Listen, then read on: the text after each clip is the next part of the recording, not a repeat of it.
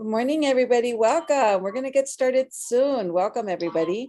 Muy bienvenidos a todos. Vamos a comenzar momentáneamente. Good morning, everybody. Welcome. We're going to get started soon. Welcome, everybody. Muy bienvenidos a todos. Vamos a comenzar momentáneamente.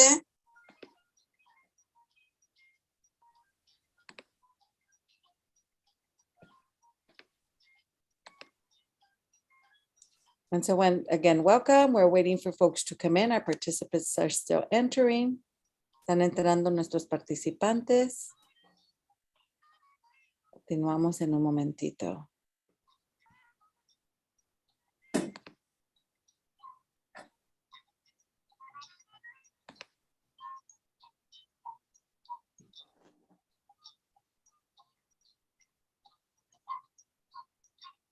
Bueno, entonces, we're going to get started. Welcome, everybody. My name is Teresa Reguin. I am the proud parent and community engagement administrator here at Local District Central. It is a pleasure to begin this morning with our Title I Spring Conference. Muy bienvenidos a todos. Mi nombre es Teresa Reguin. Soy con mucho orgullo trabajando aquí como la administradora de la Unidad de Padres y Comunidad. Es un placer estar con ustedes y estamos aquí para la conferencia de primavera del título 1. Vamos a comenzar. So today we will be conducting this presentation in 2 languages, Spanish and English. So it is very important that you access the globe icon at the bottom of your screen. So depending on which language is your preference, please select the language of preference for you. Since some of the presentations will be in Spanish, folks, please make sure that you either click English or Spanish before we begin. You will engage and listen to the presentation in the language you select. Entonces ahora esta sesión va a estar presentada en 2 idiomas, en inglés y en español. Sí, por favor, vamos a tener interpretación. Hagan clic en el idioma de su preferencia. Va a haber un símbolo al inferior de la pantalla. Seleccione ese idioma de preferencia y va a escuchar la presentación en ese idioma que usted escoja. Si por si acaso no pueden tener acceso a la interpretación, ¿verdad? En su aparato móvil. También se puede escuchar, pero necesitan bajar la aplicación Zoom. So, si no tiene acceso, puede bajar la aplicación Zoom. O si ya la tienen, aquí es como se indica, ¿verdad? Va a seleccionar More, después la interpretación y al final el idioma. So once again, if you do not have access to interpretation, your mobile device can provide access. You need to download the Zoom app, select More, then the language interpretation, and then Spanish. Next slide. So today we're having several folks with us doing presentations and just sharing their amazing work. So if you have any questions during the session, we certainly will be answering them behind the scenes.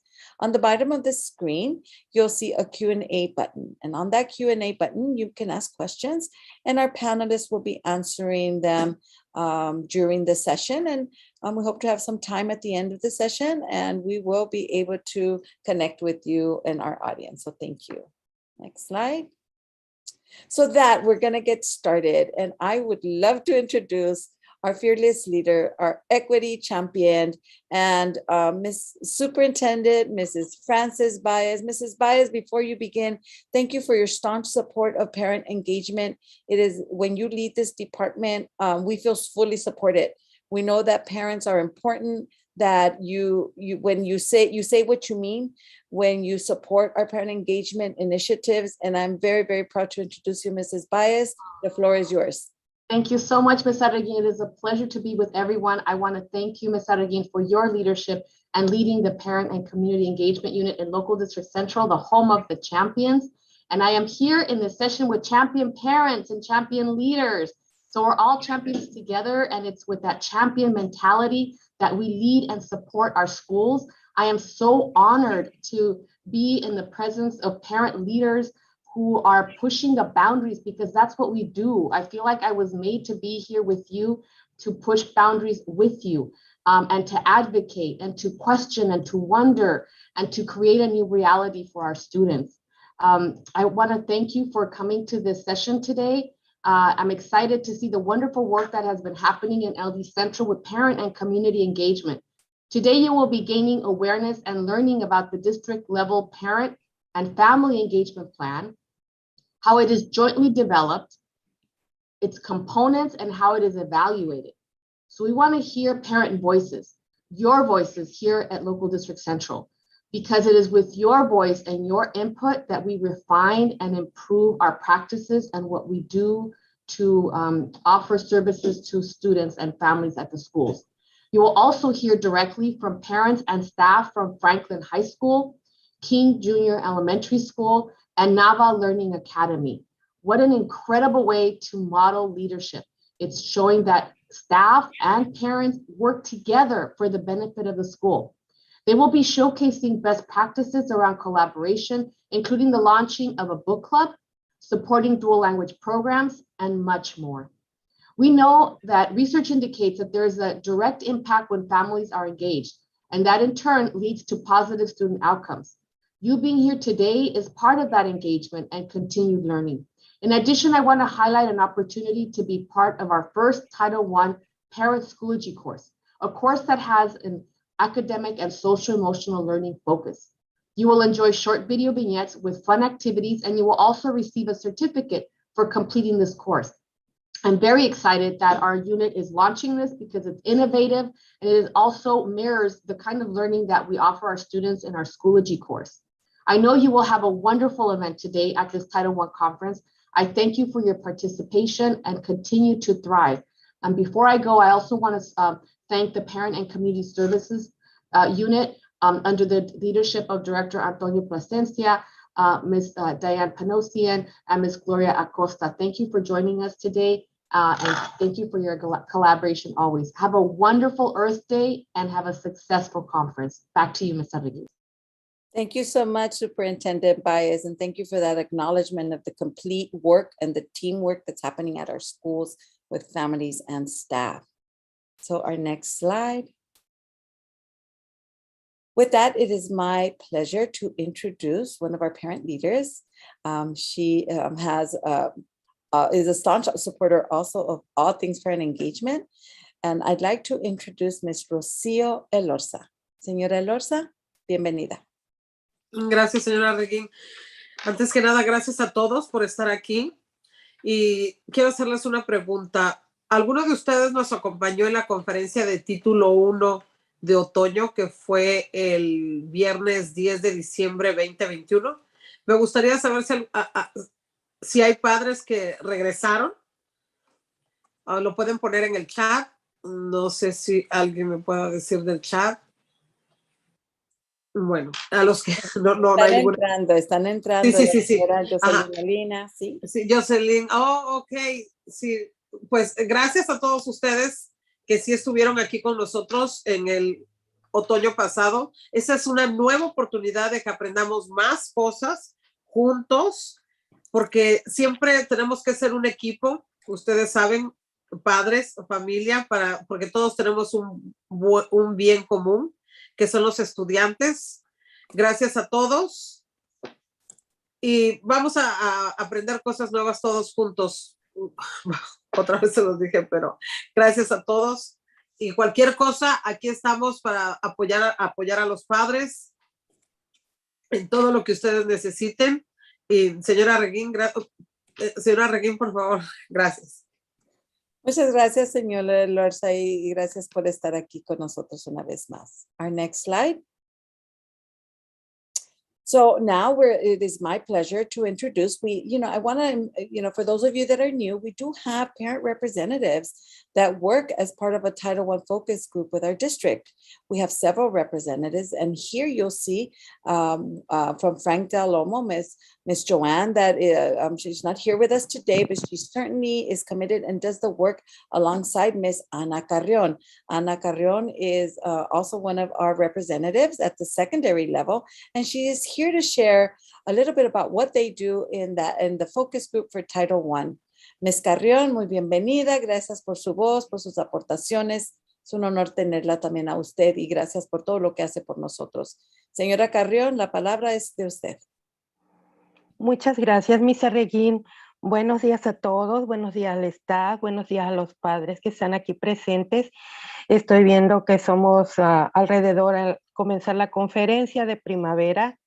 Estoy emocionada, tenemos más de 100 padres aquí presentes junto con el staff. Eso quiere decir que la conferencia que tuvimos en invierno ha sido efectiva y que la mayoría de personal está aquí, de padres, en nuestra conferencia de primavera. Para mí es un honor ser representante de ustedes a nivel de middle school y de high school, todo el distrito local central en el componente de los padres de título 1.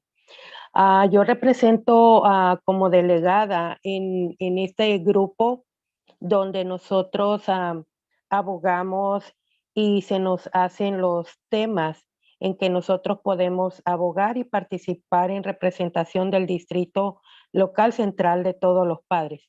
O sea que tenemos una responsabilidad cuando damos opiniones. Y les voy a dar un pequeño update de las reuniones que hemos tenido a través de este programa piloto. Y nuestra primera reunión se trató de la presentación del personal de programas y la importancia del tablero de datos de California. Lo que implica esto, algunos lo conocen como el dashboard, pero para los padres que no están muy familiarizados con este subtítulo o título es la importancia del tablero de datos del Estado, ¿verdad? De cómo el Estado, por medio de los colores, identifica las escuelas en sus necesidades para los estudiantes. Entonces, el año que pasó, tuvimos que hacer una presentación en base a esto y vimos que en el año del 2018, en el 2019, fue el último información que tuvimos sobre el dashboard o los datos de California. Entonces, por lo cual nosotros nos quedamos pendientes, ¿verdad? Se quedó pendiente con la calificación y no recibimos más que el dinero que ya se había designado debido a la pandemia. Tuvimos la calificación y recibimos los mismos fondos, ¿verdad?, necesarios para mejorar el rendimiento académico de nuestros alumnos. Este año ya se está presentando, gracias a Dios, los exámenes a los estudiantes y eso es muy bueno porque vamos a empezar a ver reflejados los datos en conforme los estudiantes están siendo valorados en la calificación académica. Después de este regreso general se nos dio una encuesta para tomar en cuenta cuáles de los programas de título 1 van a seguir recibiendo estos fondos, ¿verdad? El año de la pandemia sí tuvimos recomendaciones por medio de los comités de ILAC a los padres que son miembros de la mesa ejecutiva a nivel de escuelas. Todos se les dio la información por medio de las juntas de Zoom y ellos aportaron sus recomendaciones al sitio escolar. Por ende, el sitio escolar también tuvo presentaciones para el tablero de datos que se va a reportar y entonces vamos a recibir este año que viene ya la información de datos recaudada para los estudiantes. También tuvimos presentaciones adicionales en la página, no sé si les están poniendo en la información de las juntas que tuvimos y de los temas que tratamos. Tuvimos el tema de las escuelas privadas, ¿verdad? Déjenme ver si lo tienen ahí, se los pusimos en inglés y en español. El tema del programa de las escuelas privadas que provee a los niños que son elegibles y que asistan a escuelas primarias y de nivel secundario. Y que tienen también servicios de título 1 ahí, ¿verdad? Otros beneficios que son equitativos y los que prestan a los estudiantes las escuelas públicas que sean elegibles a sus maestros y sus familias. El otro tema que tratamos fue la lectoescritura temprana y el software amplificado en el rendimiento del lenguaje o de reading del kinder al 5º año, o sea, a la primaria, ¿verdad? La lectoescritura temprana por medio de proveer acceso del Amplified Reading. Es una herramienta digital. Esa es la que usan los estudiantes a nivel primaria, ¿verdad? El otro tema que tratamos en este componente fue el programa para niños desatendidos.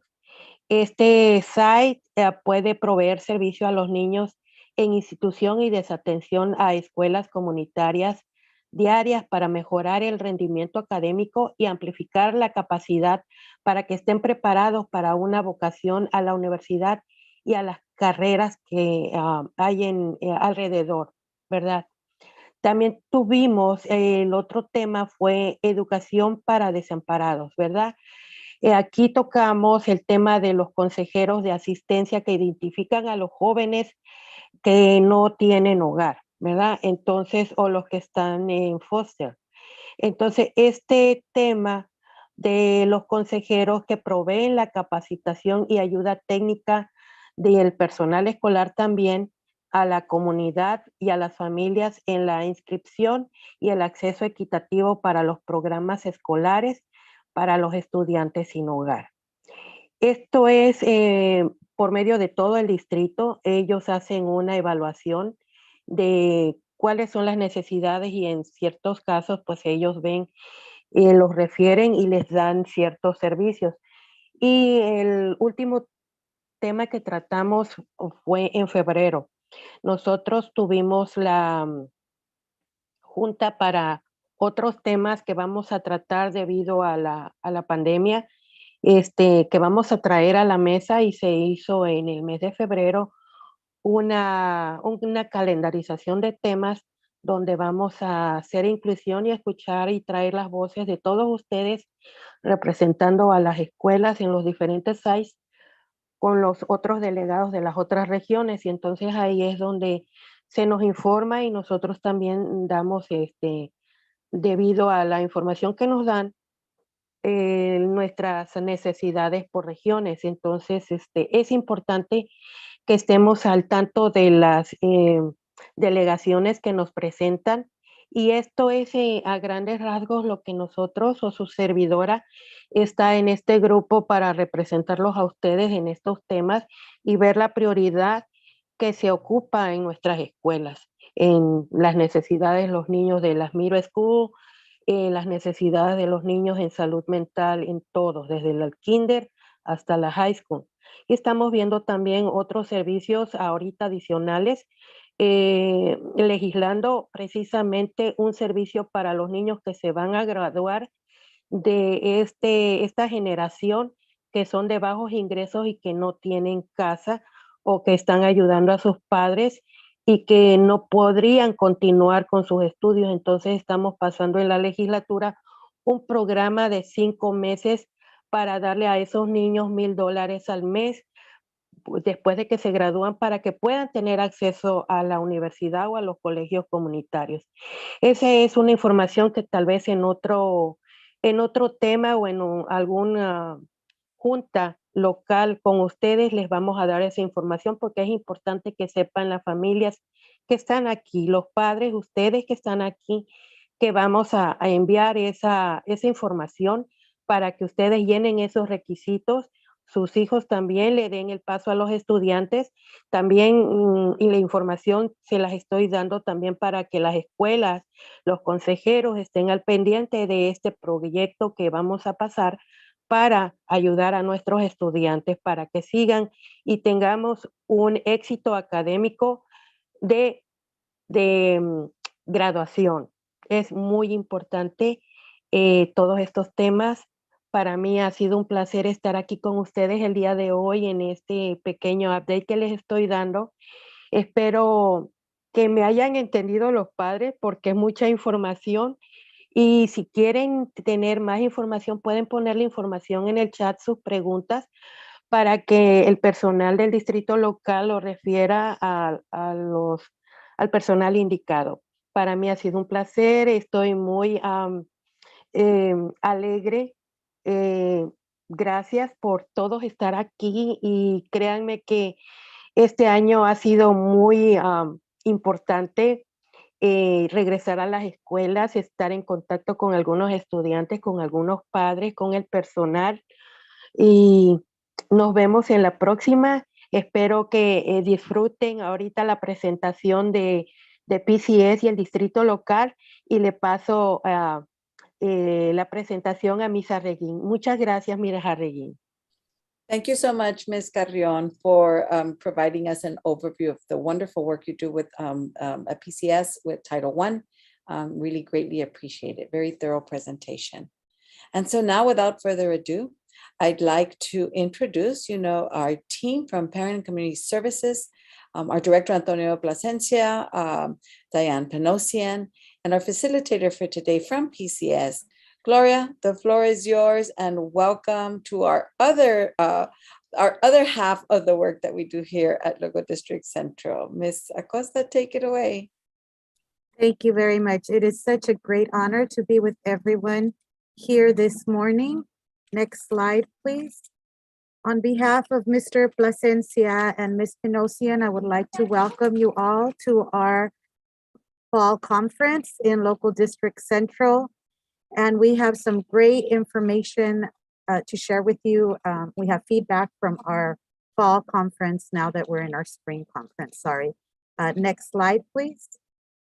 Today, we're going to learn more about our Title I Parent and Family Engagement Policy section, provide input into parent and family engagement efforts, discuss the connection between Title I plans and policies, and identify the resources that we have available for Title I parents and families. Next slide, please. And so for those of you who joined us in the fall and who were also at our school site council training, you saw that we started to talk about the connection between the school level and the district level and make those connections as to how we are similar and how your voice as a parent really makes a difference when we're developing our plans of action for our schools. So at our school sites, we have the school plan for student achievement, which is known as the SPSA. And part of the SPSA is the Title I Parent and Family Engagement Policy and the Title I School Compact, which are both embedded in the school plan for student achievement. So the same way the school has a plan that's aligned to the budget and the actions that it will be taking to improve student achievement. Of course, the district has one as well. We have what's called the Local Control Accountability Plan. That is the great big overall plan. And some of you might be part of our LCAP study groups at the local district level. Some of you might even be members of our PAC meeting, which meets here at the Office of Parent Community Services. And so those are two ways that we collect parent input for that particular part of the plan. The way we collect the plan for the federal section, which is the LCAP federal addendum, and that's divided into several sections, Title I, Title II, Title III, Title IV, and Title V, is through, when it comes for our parents, is through these conferences, because the parent and family engagement policy for the district is embedded in that LCAP federal addendum. Next slide, please. And so at the school level, it's very easy. It's 4 sections.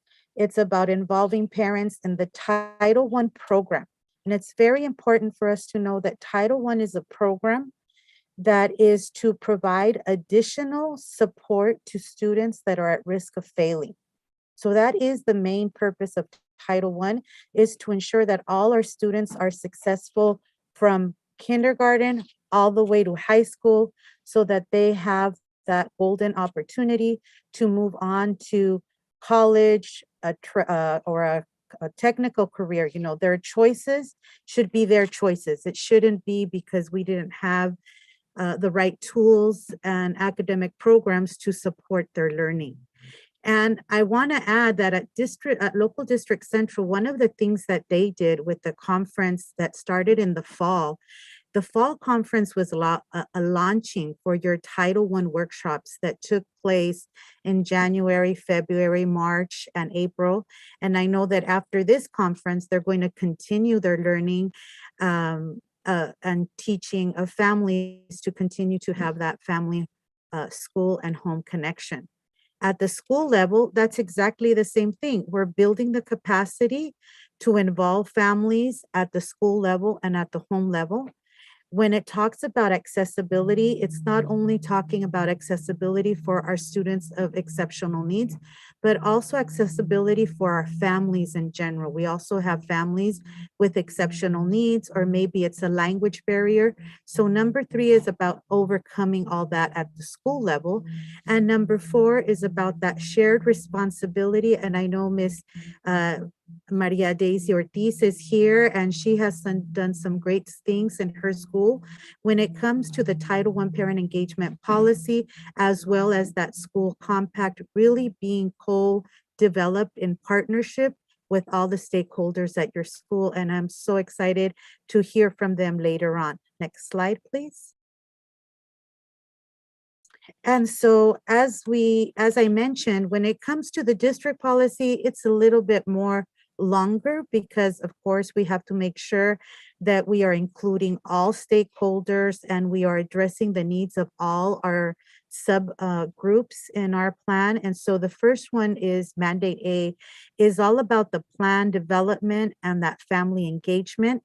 And last fall, on December 10th, as Ms. Elorza shared earlier, you provided input into the parent and family engagement policy.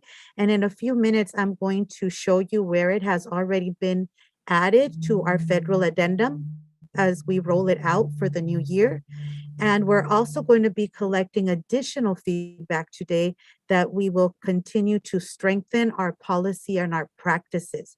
It's important for you to know that everything that we gather throughout the 6 districts in LAUSD at the Title I conferences is not only embedded into our documents, but it's also shared with our PACE teams, like the amazing local district central PACE team that you have here.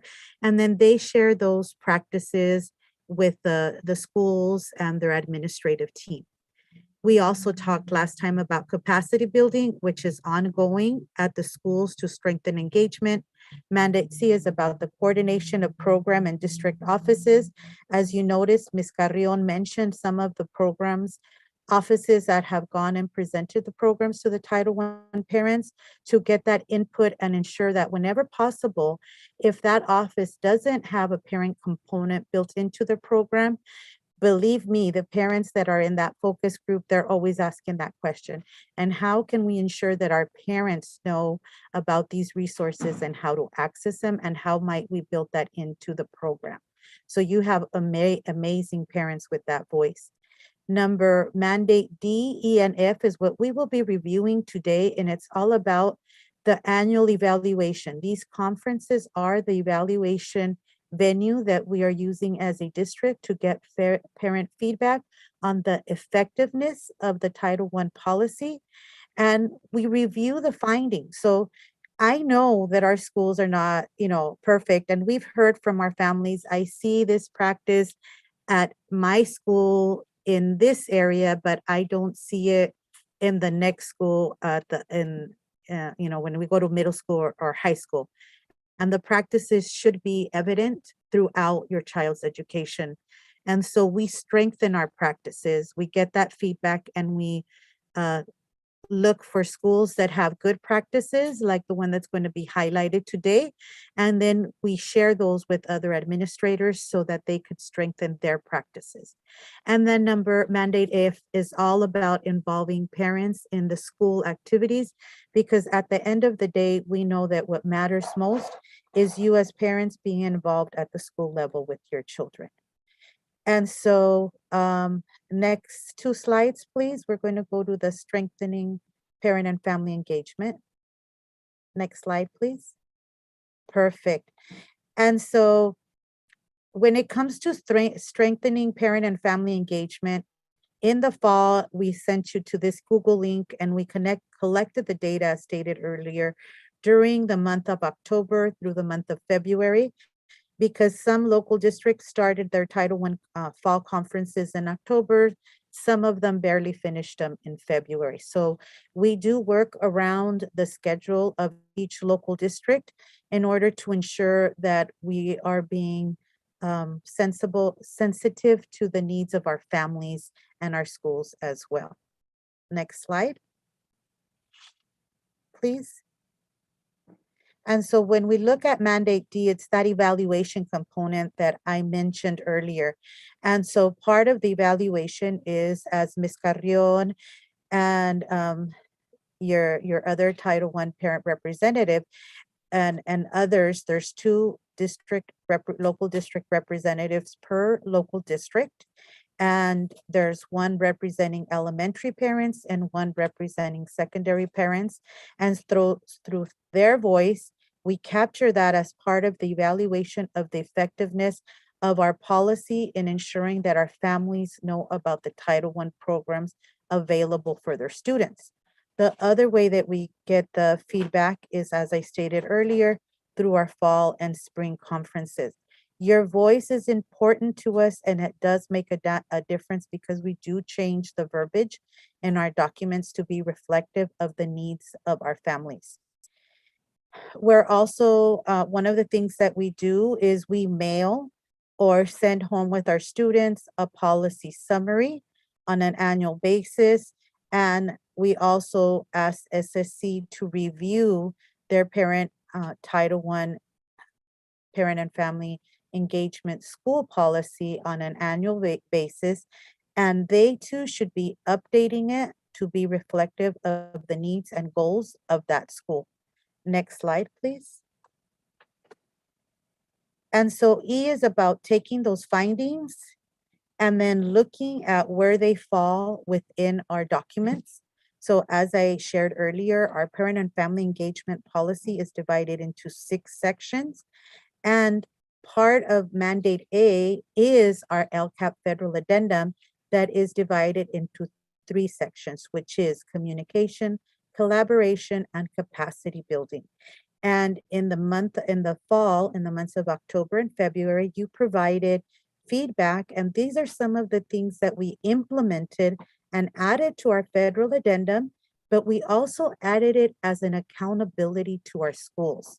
So one of the things that parents have been asking for is that we hold monthly meetings or workshops for families. And so this year you should see an increase of family workshops being offered by your school.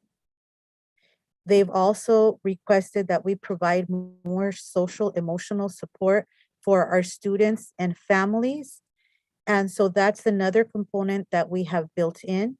And when I say we've built them in, but we also provide the resources and the tools so that the schools could carry out these workshops.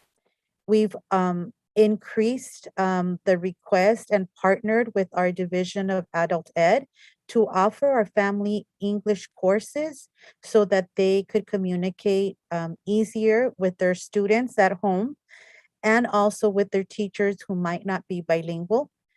So that has increased as well. And we've also provided parents with an opportunity to learn more about supporting the instruction in the home. During the pandemic, I have to commend all of you and thank all of you for your diligence and your support. You all became the in-home teacher. You had your online teacher providing your student with the verbal instructional support. but you were in home providing that physical support.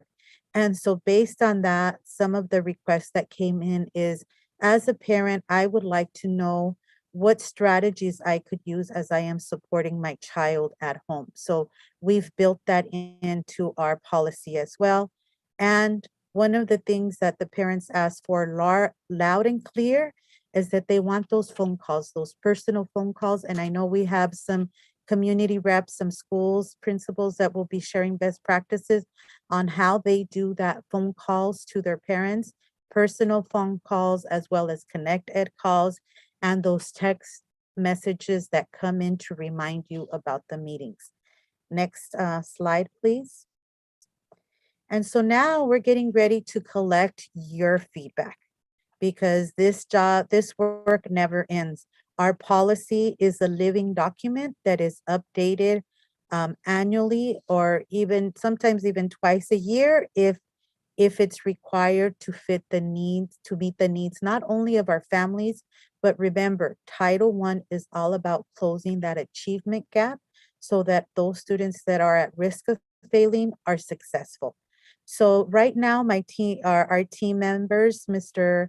Xavier is going to, Mr. Contreras is going to be dropping this Google link.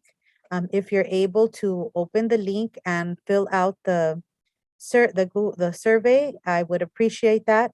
If you can't open the link, we are going to give you 4 minutes and you could answer it in the chat.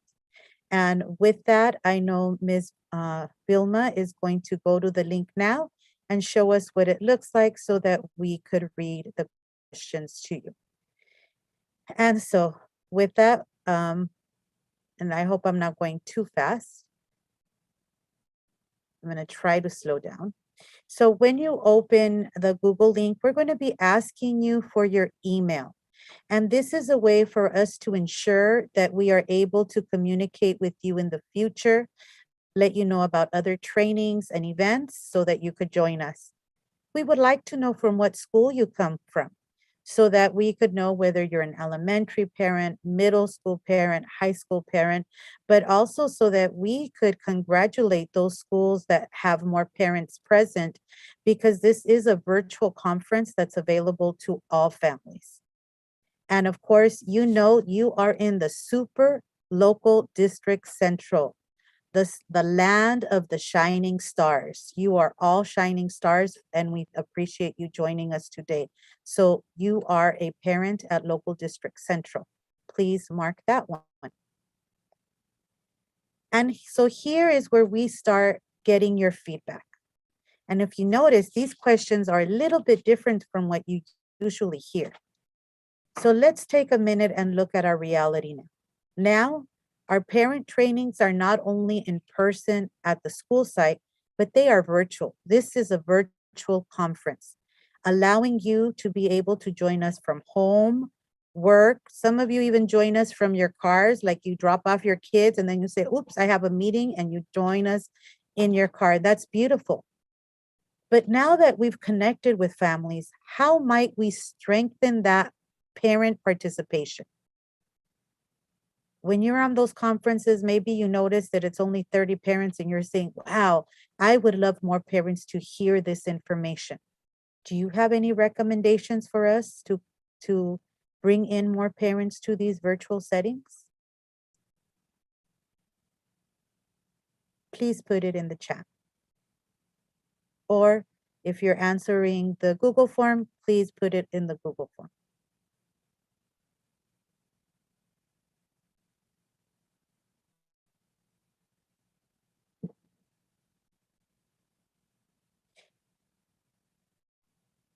I'm going to move on to question number 2. So question number 2 is about the advocacy and that leadership part. And as parents, many of you are members of the school site council, of your English learner advisory committee. In some schools, they have a committee for students with exceptional needs, for students that are gifted. You know, different schools committees look different, but we know that the ones that are required by federal law is school site council and the English learner advisory committee. So focusing on those two that have been virtual since last year and continue virtual this year, how might we strengthen parent participation? And this is a very important question because we've been hearing from families that even though it's virtually, our parent membership is 5 parents attending a meeting. And the reason parents bring us that concern is because they want to make sure that as a district or as a school, we are hearing the most voices we can. So on a school site council is a little bit different because there's a set number. If you're at an elementary school, the normal is at least 10 members. If you are at a secondary school, the normal is at least 12 members. But when it comes to ELAC, there is no limit of members. The only thing the law requires is that the EL parent portion be equal or greater than the percentage of EL students at that school. Wow, how beautiful that there is no limit. And because of that, parents have said, we would like to see more parents engaged. So how might we strengthen that part of participation? What have you heard as a parent that might make other parents want to come and join those committees? Please share that either in the chat or on your Google form.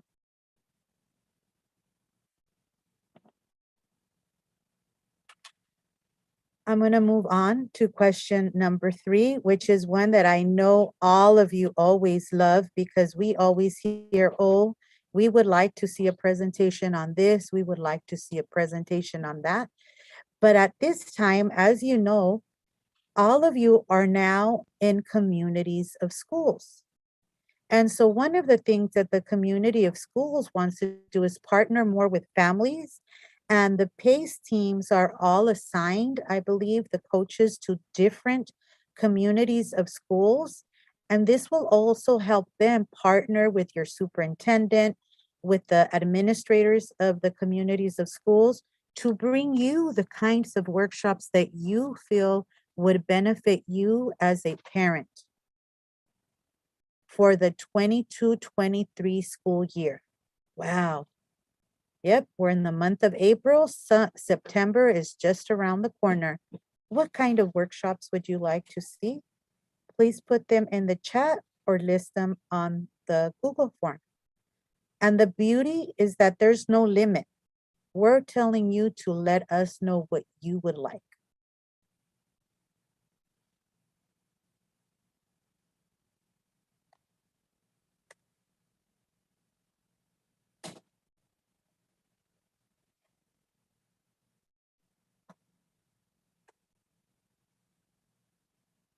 And the 4th question that we have for you is, so some of you are hearing about the Office of Parent and Community Services for the first time. And we've been around for many, many years. The Office of Parent Community Services partners with all the local districts throughout LAUSD. And we are the ones that, as you could see, have been talking about compliance and parent engagement. And so we are the ones that prepare materials for our local districts and tools for our schools. But we also are the ones that write the policies when it comes to parent engagement and the kind of teacher capacity that goes aligned with the law of Every Child Succeeds Act that was reestablished in 2015 by President Obama. This law was actually established in 1965, 57 years ago, with the purpose of ensuring to close that educational gap. And once again, Title I is about making sure that our students and families have those academic tools and resources to be successful. So if you would like to join the Office of Parent and Community Services when we're doing different events, conferences, or workshops, please mark yes or put yes in the chat. And if you mark yes, we're going to ask you to provide us in the Google form with your name and your phone number so that we could add you to our database. And with that, once you add that information, we're going to ask you to hit submit if you are in your Google form. If not, we appreciate you putting the information in the chat. The chat is shared with us and will be added to the information collected in addition to the Google form. Thank you. Next slide, please.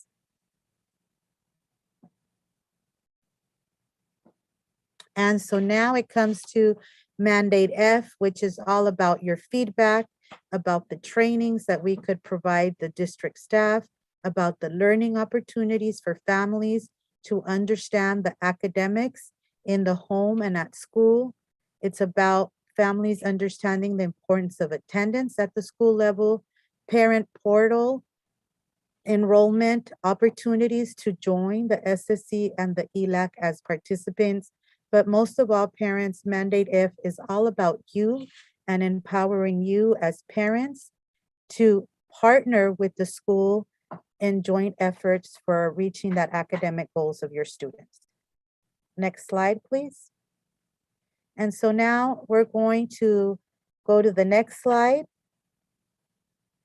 And then now you see here some little people coming together representing you. So you come together at your school level and you look at your school plan. And you look at what the expectations are for your students, how your school is doing academic, what are those academic goals and how you're going to reach them. Next. Then you're going to look at your school policy, your Title I Parent and Family Engagement Policy, and your compact, and you're going to ask yourself, if we're going to improve in mathematics from a 35% to a 45%, what kind of workshops are we going to offer our parents in order for them to be successful? And so that's the connection with that. Next. And so, of course, those two documents have to be aligned with the state and federal guidelines.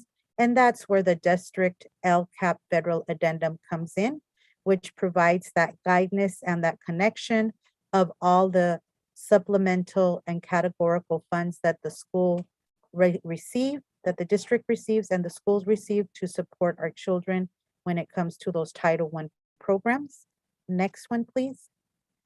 And that also has a Title I policy. And today we only reviewed mandates D, E, and F. I gave you a great big overview. In a few minutes, we will be sharing the links to the actual document.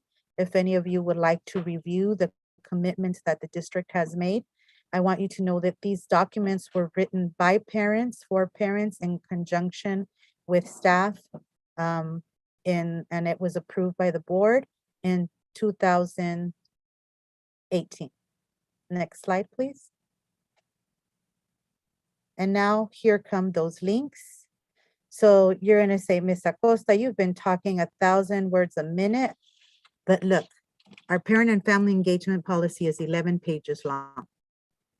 I gave you a brief summary, kind of a crash course. Please feel free to view that document online. It also contains the other documents and requirements that principals have to do in partnership with parents to ensure that parents are aware of all the resources available to them. So please check it out. It's Memorandum 6750.4, and it is also updated on an annual basis because we always want to make sure that we're following the law and informing you of the law. Next slide, please. The next one is a link to the LCAP federal addendum in English and Spanish. And this is the parent section can be found on page 8. And it's divided into communication, collaboration, and capacity building. Please look at it. And then when you look at those documents, please share them with your principals so that you could see how you could partner and move as you move your parent engagement forward at your schools. Next slide, please. And some of you are, like I said, part of SSC, and I know some of you already finished your budget development, but our office has created these documents, and here's the link that outlines what funds can be used for parent engagement, what things can be purchased and what things cannot be purchased. Please feel free to review that document. And if you have any questions, please partner with your principal or your coordinators to see how it is that you could strengthen your parent engagement at school. Next slide. And I always like parents to walk away with something that they could use for them. And for you, we have a way for you to access your school plan. And these are the steps. It's 3 easy steps. When you go, you will find your school plan on the left-hand side. On the right-hand side, you will have access to the summaries of your budgets. So if you're curious about what the school spent the money on, has it spent all the money, everything is transparent on your school page. And these are the steps for you to reach that page. Next slide, please. The focus today is really about the school plan and parent voice. So if you want to review your school plan and you follow the steps that were just presented to you, you're going to see that your school plan is going to look like the big page in the middle. As you could see, the plans are approved by the Board of Education. On the left hand, you see a page that has a general title of a budget, and that's called a budget allocation letter. And that's the not the first page you'll see, but you'll see that like at page 4 or 5 of the school plan. As you move forward in the school plan, then you will arrive to the pages that actually outline the different sections, math, language arts, etc. And they will have a brief description of what they will be doing in that academic area and what their academic goals are, as well as where the allocations have been set. This is, like I said, a little crash course. If you have any questions, next slide, you could always reach us at families@lausd.net. Once again, on behalf of Antonio Plasencia, Diane Pinosian, and myself, thank you for joining us. And you could always reach us at families@lausd.net. Ms. Araguin, take it away. Thank you so much, Ms. Acosta, for bringing that information to us in a manner where we're pulling those very important pieces and sharing the importance of this work with our families. So thanks to you and Parent Community Services for your support and for allowing parents to give voice for planning for next year and of course for this year also. So thank you so much. Thank you. Oh. My pleasure. Thanks, Gloria. So now for our next section. So we've talked a little bit about the development, maybe looking at the needs, the work we're doing around these very important initiatives and policies that are in place.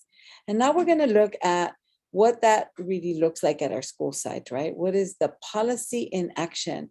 And I'm very excited to let you know that we have 3 schools today that will be sharing their journeys, their best practices, and most importantly, their collaboration as parents, as partners at their school sites, and wonderful school staff that make this all happen. So we're going to be hearing from Benjamin Franklin High School and their team, also Martin Luther King Jr. Elementary School, and last but not least, our Dr. Julian Nava Learning Academy. So as you see, we have much to share, and we are going to begin. Next slide. So today, I would like to introduce our Benjamin High School team, Benjamin Franklin High School team. We have Miss Maria Daisy Ortiz. She's one of our parent leaders. She works diligently with the school and collaborates and engages with the school and helping ensure that they meet their overall goals. Also, Ms. Marquez will not be with us today. She's receiving a very important recognition for her school, but this is important to her. So you'll be hearing a video message from her. And then also our amazing community representatives that help support and engage at their parent centers and via Zoom and via multiple ways. I'd like to introduce the Franklin team. So welcome team. We are going to get started with you. And the first one will be the video of our amazing principal, Ms. Marquez.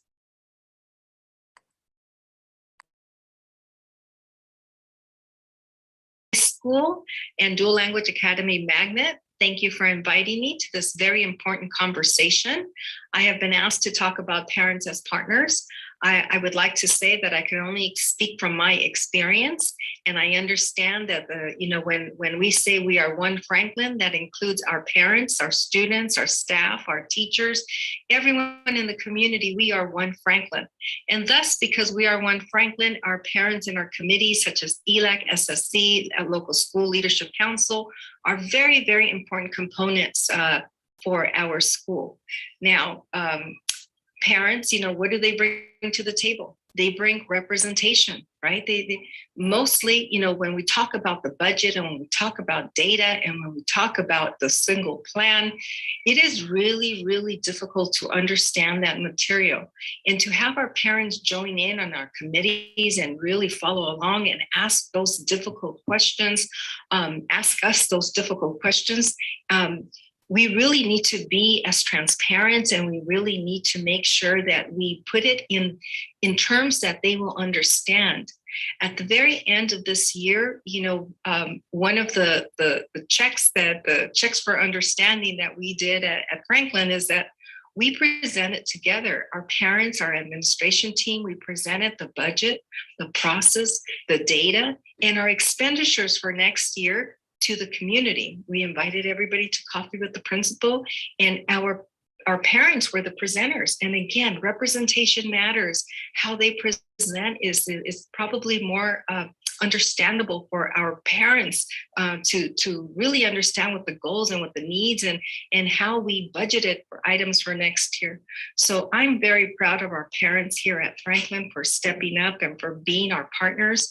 I know that, when I say we are one Franklin, we really mean we are one Franklin, and parents are just as important as everybody else, especially when we're dealing with the most valuable things that are entrusted with us, and that is their children, that is our students. Mm-hmm. So I encourage you to, at the end of the school year, I encourage all the schools to give that voice to the parents and allow them to present that budget process. It is a very rewarding experience, not only for us, the administration, but also for the parents. Very empowering. Thank you for inviting me, and have a wonderful day.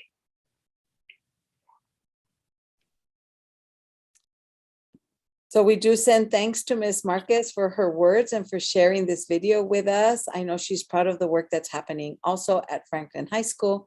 And with that, I'd like to introduce our amazing community reps, Ms. Andrea Aguilar and Angelica Bejar, to share their journey, their story with their families. And also we have Ms. Yuri Saravia and Ms. Maria Ortiz, our parents and staunch supporters that are here with us. Team Franklin, take it away. Okay.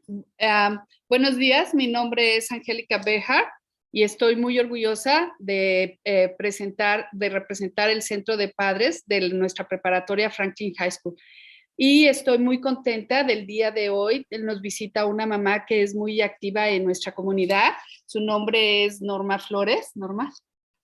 Y vino de visita el día de hoy y le invitamos a que estuviera con nosotros durante esta conferencia. Les quiero agradecer la oportunidad que nos brindan mediante esta plataforma para poder exponer un poquito de lo que hacemos en nuestra escuela. Mantenemos a nuestros alumnos, a nuestro personal de la escuela, a nuestros maestros y nuestra comunidad siempre unida. En el interior de la escuela trabajamos para mantener un ambiente bastante favorable y para ello los pizarrones en las áreas comunes que los hemos dado diferentes objetivos. Tenemos los pizarrones como en esta diapositiva vemos, tenemos los pizarrones interactivos que son para que nuestros alumnos expresen sus sentimientos. Tenemos otros pizarrones en los cuales enaltecemos y damos a nuestros maestros un reconocimiento especial y al personal de la escuela. Tenemos otros boletines que celebramos mes con mes diferentes actividades y diferentes cosas. Entonces es muy importante estos boletines.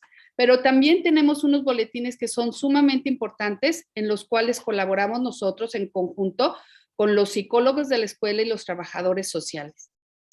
Asimismo, nosotros hemos colaborado con las clínicas de vacunación y las clínicas del COVID test, porque entonces es muy importante para nosotros cuando asisten a nuestra escuela a tomar estos test o estas vacunas, que nuestra comunidad tenga el mejor servicio. Pero algo que queremos compartir este día y que es muy importante es la reanudación de nuestro libro de lectura, de nuestro club de lectura. Y para ello está mi compañera Andrea Aguilar. Hola, buenos días a todos. Me da mucho gusto estar aquí participando con todos ustedes. Y pues sí, yo les voy a presentar les voy a hablar sobre nuestro club de lectura. Inicialmente ya una vez lo hemos tenido aquí y por el feedback y la comunicación que hemos tenido con nuestros padres y las experiencias que ellos han tenido, nos decidimos nuevamente a reanudar este proyecto, porque así también estamos integrando y siguiendo el plan y las pólizas del distrito, que son la comunicación, la colaboración, la capacitación. ¿Cómo llevamos a cabo nuestra comunicación con nuestros padres? Bueno, hicimos volantes, llamamos por teléfono a los padres, mandamos textos, también en el café con la directora. También visitamos algunos salones donde son las clases de aprendices de inglés para invitar a decirles a los niños, a los muchachos que inviten a sus papás para que vengan y participen aquí en nuestro club de lectura. También en la colaboración, pues hemos estado trabajando con nuestra directora, la principal, Regina, y ella incluso cuando tiene disponible, ¿verdad? Viene y se conecta en nuestro club de lectura, porque el objetivo de ella también es que los padres la conozcan como mamá, como parte de nuestra comunidad, como una forma diferente de conocerla a ella, no nada más en el aspecto administrativo y como principal. Entonces, también hemos estado colaborando con muchos maestros, con dos subdirectoras, la señora Juárez y la señora Figueroa. También hemos estado trabajando con padres líderes, como aquí tenemos a la señora Norma Flores, que es bien activa en nuestra comunidad, la señora Daisy, que igual también, y otro grupo de mamás, papás, que son muy colaboradores con nosotros. Y en las capacitaciones también estamos utilizando diferentes estrategias de lectura que con el apoyo de estas dos subdirectoras, ellas son las que nos dan el soporte y desarrollan cómo se deben de manejar este tipo de estrategias de lectura en nuestro club. También aquí del lado derecho está el calendario de todas las actividades que nosotros tenemos en nuestro club de lectura. Nosotros lo dividimos en diferentes fechas, es una vez a la semana, y también tentativamente tenemos la división del libro, ¿verdad? En diferentes secciones para ir leyendo y las diferentes temas y actividades que se van a desarrollar en nuestro club de lectura. No quiere decir que a fuerza lo tenemos que terminar, ¿verdad? El chiste es que los padres aprendan, estén disfrutando la lectura y pues también conviviendo con todos nosotros como parte del personal de aquí de la escuela y ellos como padres también. La siguiente, por favor.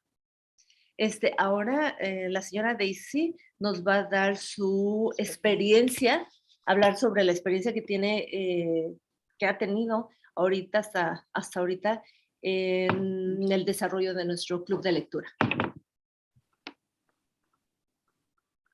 Buenos días a todos. Es un privilegio estar aquí compartiendo algo tan bonito como el club de lectura que estamos teniendo en nuestra escuela Benjamin Franklin. En realidad nos enriquece de estrategia para apoyar a nuestros niños, que esa es la finalidad, ¿verdad? Cómo podemos apoyar a nuestros niños. Y como ustedes ven, la experiencia como padre en representación a todos los padres líderes, porque para mí es un privilegio representar mujeres poderosas como son los padres de la comunidad de Highland Park y Gorro. Una de las estrategias y beneficios de la lectura que nos están dando, primeramente quiero mostrarles que aquí tengo el libro y el libro fue escogido, realmente este libro fue escogido porque los estudiantes también lo están leyendo y eso es muy bonito porque esta es una historia que nos conecta y también es una historia que resalta nuestras propias historias. Y qué bueno que los estudiantes están viendo el propósito de muchos sacrificios que varios padres que venimos desde lejos, porque yo también soy inmigrante, y venimos a este país con nuestros niños pequeños o a veces los dejamos allá. Y de una manera hay un impacto. Entonces la lectura, uno de los beneficios que nos está ayudando como padre es que podemos empezar a tomar notas. Cuando empezamos la historia, ¿verdad? Vemos que ahí dice la distancia entre nosotros. Entonces, esa es una historia donde nosotros podemos empezar a ver por qué es, la autora de este libro habla tanto de la distancia, ¿verdad? Entonces, sacar la idea principal, ir haciendo por párrafo. Estamos leyendo por páginas y que los padres compartimos, porque los padres no solo están aprendiendo no solo estamos aprendiendo estrategias de lectura, sino también estamos conectando muchas veces porque es una población que la mayoría somos emigrantes. Entonces conectamos con la historia y también que los estudiantes lo están leyendo. También los padres comparten parte de lo que han leído, qué le impactó de esa historia. Y por supuesto, empezar a hablar de que la autora de este libro, Reina Grande, estudió en Aldama, en Burbank, y se graduó de Franklin High School. Entonces, es una historia que conecta con nuestra población, ¿verdad? E inspira. Y para mí, yo les quiero decir que en realidad nosotros no tenemos que medir la distancia, porque el que mide la distancia mide su ganancia. Y así como Reina Grande tuvo esa distancia para lograr los sueños, nosotros como padres, impulsando a nuestros niños también, tenemos que empezar a que no importa la distancia. Lo que a mí me da esta historia es que no importa dónde estés ahora, sino dónde vas a estar en 2 años, en 3 años, y que empieza con un sueño, así como Reina. Y que nosotros, a través de la lectura y de estos clubes de lectura, estamos reconociendo nuestras luchas, pero también estamos fomentando la herramienta de la lectura como el aprendizaje. Porque primero aprendes a leer y después lees para aprender el contenido de las matemáticas, de las ciencias, de la historia. Entonces, esta herramienta yo les animo a todos de que empiecen en sus escuelas a hacer estos clubes de lecturas. Ustedes pueden elegir, nosotros elegimos este libro porque pues tenemos una gran inspiradora que vamos a tener el privilegio de conocerla en la celebración y nos va a autografiar el libro. Se imagina, es una emoción, pero necesitamos que también nosotros empecemos a contar nuestra historia. Les animo, padres de familia y a todos, que empiecen a inspirar a sus niños a contar su historia y a escribir esa historia. Y que paso a paso se llega lejos y que el límite es el cielo y que todas podemos. Tu padre de familia que estás llegando por primera vez, eres muy importante. Todos los padres de familia son importantes y estamos aquí para hacer la diferencia. Y no importa si no podemos estar en todas las reuniones o en los comités. Aquí valoramos la participación que tienes en casa con este club de lectura, porque nuestros niños imitan nuestros hábitos y el hábito de leer es un hábito de por vida que le va a ayudar a crecer, porque leer es saber y saber es poder. Gracias y que disfruten su conferencia de título 1. Sí, nada más voy a agregar algo más. Como mencionó la señora Daisy, efectivamente, al finalizar nuestra lectura de este libro, vamos a tener la oportunidad de ir a conocer a la señora Reina Grande en la Feria de Autores que va a ser en junio 4 en la Universidad Occidental. Y bueno, pues va a ser una excelente experiencia para todos, para que pues tengamos ya más acercamiento con esta persona que nos identificamos con ella por su libro. Y bueno, pues qué mejor premio y culminación vamos a tener en nuestro club de lectura. Pues muchísimas gracias, les agradecemos por su atención y fue un placer estar aquí con ustedes. Muchas gracias a todos, a todas que están participando en este proyecto en Franklin High School. En realidad, su presentación fue muy comprensiva, incluye el personal, los padres, y hacen una conexión ahorita con una autora increíble que conecta con la comunidad y con nos identificamos tanto los padres como los alumnos, y qué mejor ejemplo que alguien como la señora Reina, que la van a ver en Occidental University. So, las felicito, gracias por compartir su historia y adelante con sus proyectos. Y me encanta que hacen esa conexión con los alumnos también, ¿verdad? Trabajamos para ellos, ¿verdad? El trabajo que hacemos y el servicio y todo lo que hacemos con los padres es para el aprovechamiento de alumnos.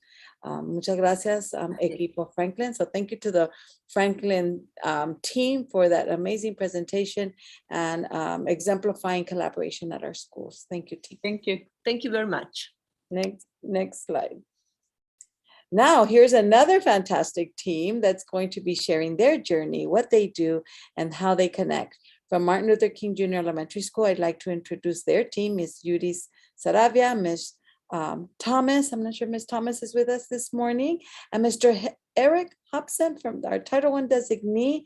Please, I'm very excited to hear your story, all the supports that you're providing for your dual language program, and much more. Welcome, team. We're going to get started. Next slide. Is it our next slide? All right, so I will start off talking a little bit about how our dual language program started, and then I'll let our Ms.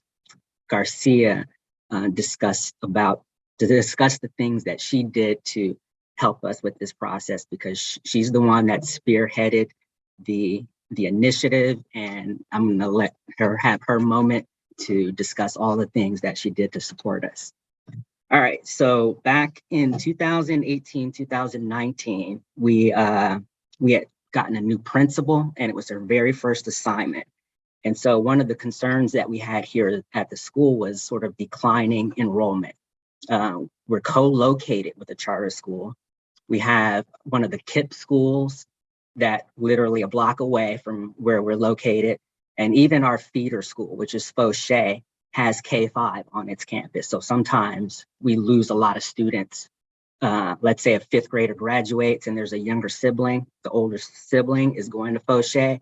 The younger one follows because it's a lot easier for parents to have all the kids at one school. So during one of our ELAT meetings, the Miss Udis, Miss Sadavita Garcia mentioned about maybe, you know, the dual language program is something that the other schools don't offer around here, and it's something that we could use to sort of boost enrollment. So we're like, oh no, it's a good idea. We talked about it. Ms. Thomas and I went to some meetings at Beaudry, and we did the plan and submitted it. During that same year, it was a rocky year because the teachers went on strike. And so we didn't know how that was going to play out, if it was going to delay our process. We went into the next year, everything seemed fine. And that was our planning year for the 2021 when we were set to get the program off the ground. But then COVID hit. So I was really unsure about whether or not the program was going to start as expected. So we, between the time COVID hit and the beginning of the school year, I call her our parent rep, Ms. Garcia, even though she's not officially our parent rep. She still rallied the troops, got the parents involved, got the signatures that we needed. And we were only supposed to start off with kindergarten our first year. She garnered so much support for our school that we had enough support to open kinder and first during our first year. So, you know, kudos to her on that. And I must say I had my reservations, especially going into a school year, opening a brand new program with distance learning. But we were able to do it, kinder first. This year, we opened up our second grade class, and we're supposed to add one class each year until we get up to fifth grade. So right now we're scheduled to have our third grade class open next year. I know Ms. Thomas, we purchased a CSR teacher because when we got our ECAST, we only were funded for 3 dual language teachers. So it looked like we might have to have a K-1 combo, but Ms. Thomas purchased the CSR teacher to relieve that combo class that would be in dual. So that's kind of where we are now. I'm going to let Ms. Saravis talk because she's the one that did a lot of this work. So I'll pass it over to her. But that's still just a sort of like a timeline of where we are at this point with our dual language program. We're almost at the end of our first year with actually having those students here on campus with us. Muchas gracias, Mr. Hobson. Para mí es un placer estar acá. Agradezco la invitación y también agradezco la oportunidad que me ha dado la escuela también, porque me he sentido escuchada como grupo, como presidente de ELAC. Y quiero compartirles un poco de la experiencia que he tenido para involucrarme en lo que es la escuela. Básicamente, pues llevo como 4 años aproximadamente. He venido participando como voluntaria y siendo parte del consejo escolar. Pues todo comenzó esa experiencia en la escuela con mis niños, y tengo una niña ya de 13 años, va al 8º grado. Mi niño, que están viendo la foto acá, él está en 2º grado ahora. Yo iba a las reuniones normales con los maestros, pero no más de eso. Y había cosas que yo pensaba que podía mejorar, pero creía que los directores y los maestros eran quienes tenían que trabajar más para cambiar algunas cosas en la escuela. Mi forma de pensar era diferente. Cuando iba a dejar a mis niños a la escuela, veía algunas mamás en el centro de padres y yo decía, esas mamás a lo mejor no tienen oficio que hacer y yo con mi agenda tan ocupada no tengo tiempo para perderlo aquí. Pero no sabía que yo cometí un error, y una vez entré por curiosidad al café con la directora y comenzó mi mente a cambiar. Y dije, aunque sea 15 minutos, lo voy a donar. Esos 15 minutos puedo aprender algo y compartir algo y traer nuevas ideas. Y aunque con mi nerviosismo porque ellos no hablan español y yo no hablaba inglés. Así que tomé clases de inglés para poder comunicarme con la principal y con el señor coordinador, Mr. Hobson, porque aunque hay ayuda en traducción, yo quería hablar con ellos directamente. Y fue así que en el 2020 comenzamos el primer proyecto de tener el programa de lenguaje dual, español e inglés. Como presidente de ILAC me presenté a las reuniones del distrito para tener información en detalles del programa y pasaba la información a la principal y al coordinador. Tuvimos talleres correspondientes al distrito, organizadores de la escuela y la comunidad, y después de eso pues comencé a recolectar firmas, como dice Mr. Hobson, con los padres, pero pues justo en eso, la segunda semana de marzo del 2020, las escuelas se cerraron por la pandemia y la esperanza de lograr el programa se desvanecía. Pero comenzamos a comunicarnos por email con los organizadores de la escuela, personas del distrito, y yo pues nos aprobaron el programa de lenguaje solo para kinder. Y mi niño en el 2021 iba a comenzar primer grado y yo quería que él también se beneficiara del programa. Así que envié emails a la coordinadora del programa Dual para el distrito con la esperanza que se pudiera lograr algo más. El apoyo que recibí fue impresionante y no solamente en este caso de la escuela, sino también del personal del distrito. Ahora pues están beneficiados estudiantes de kinder, primero y segundo grado, y esperamos que en los próximos años tengamos el programa de lenguaje dual desde kinder hasta quinto grado. Mi niño está ahora en segundo grado y es uno de los beneficiados. Ha progresado muchísimo.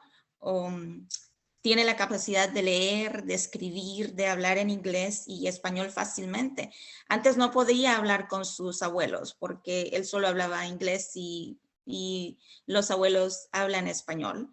Ahora él puede comunicarse con sus abuelos por teléfono en inglés y español. Y este programa Dual pues es un programa inclusivo que abre más caminos para aprender. Ahora soy del pensamiento cuando los padres nos involucramos, todo se hace más fácil para nuestros niños y ayudamos a que la comunidad prospere. También con los mejores programas no solo se benefician nuestros hijos, sino toda la comunidad, y eso es lo que me hace sentir fascinante por hoy. Estamos pensando en programas nuevos como el STEAM. He pedido información al distrito. Estamos haciendo eso de averiguar y cómo podemos traer otros programas y así comunicarlo a la directora y a nuestro coordinador, Mr. Hobson, para pues poder tener otros programas fundamentales que vengan a beneficiar a los estudiantes y también a los padres. Así que gracias por la invitación y ha sido un placer estar aquí con ustedes. Que tengan feliz día. Muchas gracias, señora Sarabia, y también señor Hobson, por su presentación y el ejemplo que están dando en su escuela King Junior Elementary School. Parte de enlazar con nuestros padres y en realidad ser socios es ayudar a fomentar esas metas que tiene la escuela. Su voz y su participación con la escuela, tanto la escuela, ¿verdad? Trabajando con ustedes como ustedes, viendo cuáles son esas necesidades. Usted ya está pensando en pasos a seguir, ¿verdad? Viendo lo positivo que ha sido tener un programa dual en su escuela King Junior Elementary School, pero pensando ahora más grande, ¿verdad? Ahora estamos pensando, ya está fomentando ideas acerca de quizás una escuela STEAM. Y entonces cuando la escuela y los padres ven esas necesidades, es un equipo. ¿Cómo vamos a mejorar nuestra escuela? Es un orgullo sentir ese orgullo por la escuela, saber cuáles son las necesidades, ver cuáles son los beneficios de participar y abogar. Entonces es un excelente ejemplo. Hay really congratulate your team, Mr. Hobson, your principal, the group that's leading this work at your school site. Thank you for your openness, willingness to collaborate with families, and that we are true partners. We really appreciate your presentation today, and we're really proud of your work as well. Thank you so much. Muchas gracias. La felicito, señora Sarabia. And now, without further ado, it is my pleasure, my honor to introduce the Dr. Julian Nava Learning Academy team. We have a powerful and mighty team with us today. I know we have a video presentation from one of our parents. I think it's Miss Mendez who provided an amazing video. I also would like to welcome Mr. Rafael Alvarez Jr., our amazing principal. Thank you, Mr. Alvarez. This work does not happen by chance. It comes from leadership and a vision and an embracing parent engagement, parent as partners. So I welcome you, along with Ms. Veronica Vega, our Title I designee, as well as always willing to help, support, and also to participate alongside PACE. I appreciate you being here today. And then last but not least, Ms. Jael Gonzalez, our community representatives from your school. And you know, they're dear and near and dear to our hearts. And so we'd like to welcome your team and thank you. We're excited to hear your journey, your story from your school. Welcome, team. Next slide. What's that? Oh, okay, go back, Mama. Sorry. It's okay, it's okay. It's okay. I just thank you, Teresa. I just want to give an intro and then I'll turn it over to my amazing team. Primeramente quiero dar buenos días. Me da mucho placer convivir este tiempo con ustedes, compartirlo, pero quiero empezar reconociendo los 187 padres del distrito local que están participando ahorita, aumentando nuestra capacidad para poder navegar este sistema que a veces es bien difícil, para poder abogar por nuestros hijos y asegurar aprendizaje. Entonces los felicito, padres. Los padres del Local District Central son los mejores padres, los oyeron aquí. Mejor que el este, mejor que el norte. Tengo mucho orgullo de trabajar aquí en Local District Central y yo conozco los padres que yo tengo y son igual que ustedes. Así que los felicito por participar. Yo sé que hoy en fecha es difícil ser padre. Hay mucho que tenemos que hacer, y luego todavía estamos en esta situación de la pandemia. Así que les agradezco. Es un ejemplo a nuestra comunidad y el compromiso que tienen nuestros padres que están aquí para este periodo de 2 horas para capacitarnos. Los felicito. Y siempre, aunque no sean mis padres, tienen una invitación aquí abierta a la escuela Julian Nava. El tema de involucración de padre, para mí como director, es importante. No podemos poner cuál viene primero o dos, todos son número 1. El aprendizaje de los estudiantes es número 1, la capacitación de padres es número 1, capacitación de maestros es número 1. Yo siempre me ha conducido de una manera donde es importante para mí tener una cultura de colaboración con mis padres, que mis padres tengan acceso al director, a los maestros, que los padres se sientan bienvenidos a la escuela, que ellos sean parte de la escuela, que la voz de nuestros padres sea importante y que ellos son clave en las decisiones que hacemos. Yo siempre me conduzco de esa manera y tenemos esas oportunidades para nuestros padres. Ya han escuchado varias presentaciones. Lo más lindo de todas las comunidades de escuelas es que cada escuela tiene su personalidad, ¿verdad? Tenemos diferentes estrategias la misma estrategia se va a manifestar de diferentes maneras en diferentes escuelas. Y eso es algo lindo. Queremos que las escuelas tengan su personalidad, pero también tenemos que hacer el esfuerzo de que los padres reconocer que los padres son muy importantes, número 1 también, y tenemos que tener esas estrategias. Entonces, en nuestra escuela, cuando proveemos la involucración de padre, tiene que ser más de lo mínimo. Tiene que ser más del ILA que el SSI. Entonces, nosotros siempre hemos proveído diferentes oportunidades, ya sean, yo soy padre como ustedes también. Tengo una niña de 15 años y una de 17. Yo convivo la experiencia como padre. Pero si me preguntan a mí, señor Álvarez, ¿cuántas veces ha participado usted en los talleres de su escuela durante el día? Yo les voy a decir que 0, porque estoy aquí con los padres de mi escuela, de mi trabajo. Pero no quiere decir que no estoy involucrado, porque cuando ofrecen talleres en sábado, talleres en la tarde a las 6, 7, ahí estoy. Entonces, nosotros ya llevamos... pues de un principio aquí que me tocó el honor de ser director aquí en la escuela hace 4 años, proveíamos oportunidades para capacitarlos a nuestros padres, ya sea en sábado, cuando tenemos clases de sábado para los estudiantes que necesitan un poco más apoyo, también invitamos a los padres para que los estudiantes vayan a su clase y los padres a los talleres de ellos, ¿verdad? Nosotros le llamamos Universidad de Padres. Y ustedes saben que han escuchado aquí la primera parte de este taller, todas las pólizas del título 1. Y esos son cosas que tenemos que escucharlos, revisarlos, visitarlos, repasarlos para poder aprender, ¿verdad? Entonces, proviendo esas oportunidades, ¿qué es la reclasificación? Okay. Ahorita soy director de secundaria. Eso es un tema para nuestros padres que tienen hijos en la primaria, que deben de saber bien qué es reclasificación, cuál es el impacto cuando los estudiantes reclasifican y qué impacto si no reclasifican, ¿verdad?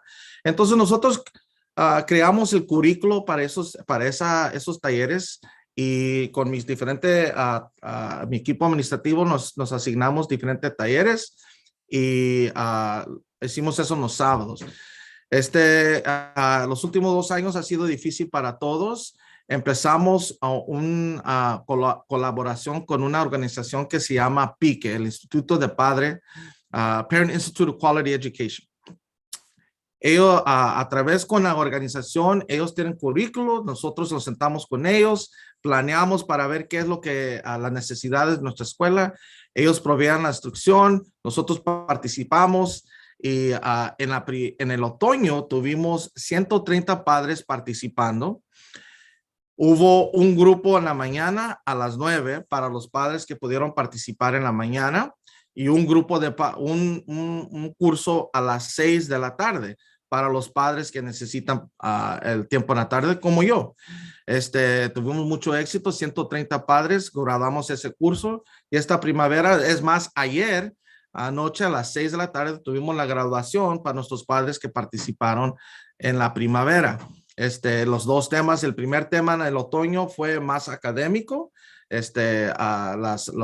cómo llegar a la universidad, los A3G requirements, la reclasificación, y luego un tema muy importante para todos nuestros padres de la secundaria, el curso de la primavera fue a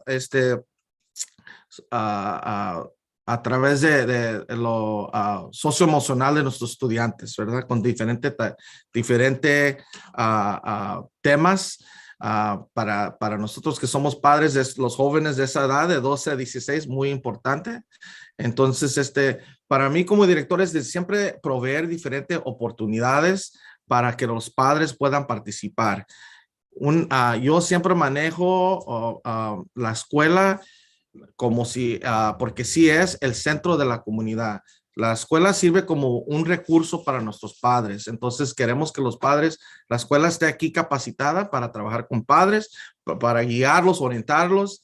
Es importante porque también sé que si los padres tienen acceso a la información correcta, van a poder hacer decisiones informadas que van a tener impacto positivo en sus hijos. Ahorita estamos también para siguiente, que viene agosto, vamos a tener una clínica. Estamos ahorita trabajando con una organización para traer una clínica que esté aquí en el plantel, para que cuando los estudiantes necesitan un físico, necesitan una vacuna, necesitan las vacunas del 7º grado, no tienen que perder días, porque aquí nomás van de su salón a la clínica y aquí se lleva a cabo la escuela. Y si los padres necesitan atención médica, también la pueden recibir aquí.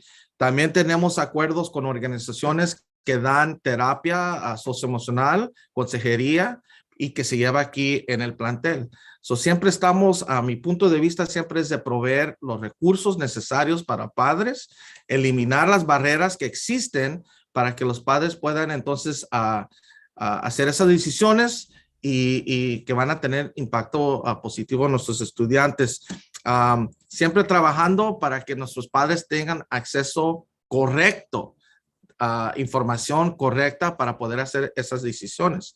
Ahorita les vamos a dar unos ejemplos de lo que hemos hecho y tengo yo el privilegio de tener la mejor, yo sé que hay otros coordinadores aquí, pero tengo la mejor coordinadora de título 1 aquí, la señora Vega. Tengo mucho orgullo y también a la mejor representante de padre, la señora González. Yo las estimo mucho, se los voy a entregar aquí para que escuchen de ellos también. Padres, los felicito por participar. Casi 200 padres, es impresionante. Sigan apoyando sus escuelas, sigan apoyando sus hijos. Y si hay preguntas, siempre aquí el señor Álvarez sirve como recurso, ¿ok? Entonces, tengan buen día, los felicito y se los voy a entregar a Ms. Vega. Buenos dias a todos. Good morning. Thank you, Mr. Alvarez. I think Mr. Alvarez went over pretty much a lot of the feelings that we have when we work with our parents. So one of the things I do want to add to the conversation and the discussion around working with an organization is that one of the things that we've done and I'm very proud of is working with the organization to be able to create and be able to present information that's relevant and useful to the parents that we work with. And all of this happens through those discussions that we have through ELAC, the discussions that we have through SSE, the discussions that we have in monthly meetings with the parents, or discussions that our parent representative has with individual parents. And then another thing with that is that we just don't have them come in and present just like that. There's always someone who's there, either Mrs. Gonzalez, Mr. Alvarez, or myself, who are there as part of those workshops in the morning and in the afternoon, just to show to our parents just how much we care about the learning and the building that they're getting as parents in navigating the school system. So I did want to add that. And then Mrs. Gonzalez, I know, wanted to share a few words as well. Buenos días a todos. Sí, aquí en GNLA tenemos un muy buen equipo, comenzando con nuestro director, Mr. Álvarez, y Ms. Vega y su servidora, que siempre hacemos lo máximo para nuestros padres, porque nuestros padres son muy queridos, muy especiales dentro de nuestra escuela, y nuestros estudiantes también, porque nuestro deseo es que cada estudiante realmente tenga lo mejor en su vida. Y eso es lo que queremos traer como pique. Es muy hermoso ver a los padres conversar y tener una plataforma donde ellos pueden expresar sus ideas, ya que estamos teniendo sus retos de criar adolescentes en este tiempo. Oír a los padres compartir ideas, qué es lo que lo que le ha ayudado, qué no, y oír entre ellos, esto sí me sirvió, esto estoy aplicando, esto es lo que aprendí, tanto académicamente o socioemocional, o inclusive tuvimos STEM con nuestros padres también. Entonces, ver a esto realmente es hermoso, ver a los padres que están involucrando, están ayudando, no solamente en el hogar, sino también hacer a nuestra escuela una excelente escuela, pero también tener una comunidad. Están haciendo conexiones dentro de la comunidad. Así que es un verdadero placer compartir y trabajar unidamente dentro de la escuela y tener a nuestros padres que son un verdadero equipo que estamos haciendo aquí dentro de la escuela para siempre que nuestros estudiantes sean exitosos.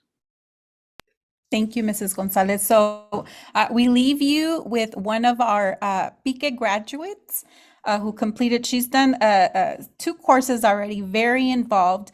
And really all that we've said is nothing compared to what our parents have to say. So we leave you with our parent, Erica Mendez, and her thoughts about being a part of this program and working with our school.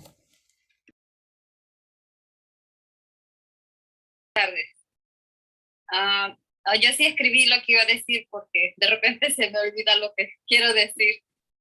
Buenas tardes a todos, mi nombre es Erika Méndez, mi familia está conformada somos tres, mi esposo, que de hecho también estuvo en las clases, de Francisco Romero, mi hija Michelle Romero y yo.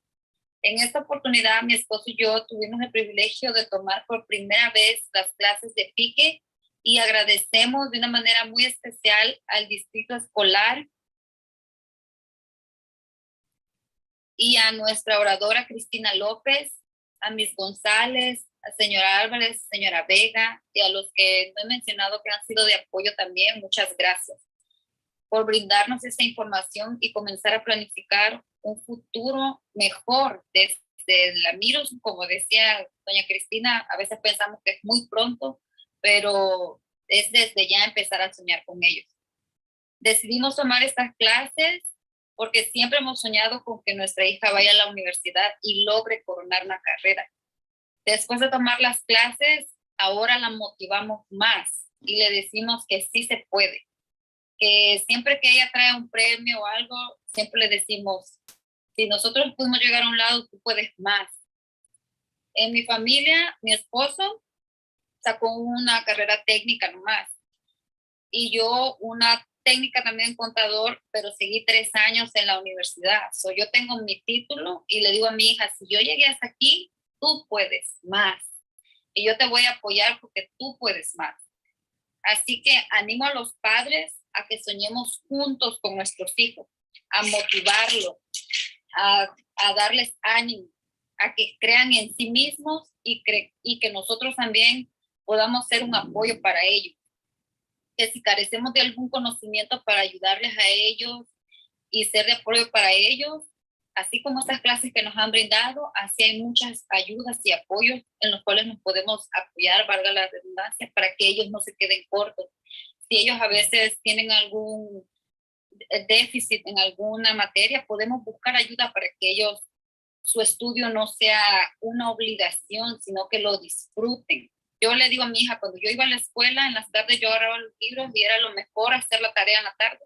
Es disfrutar lo que uno está haciendo.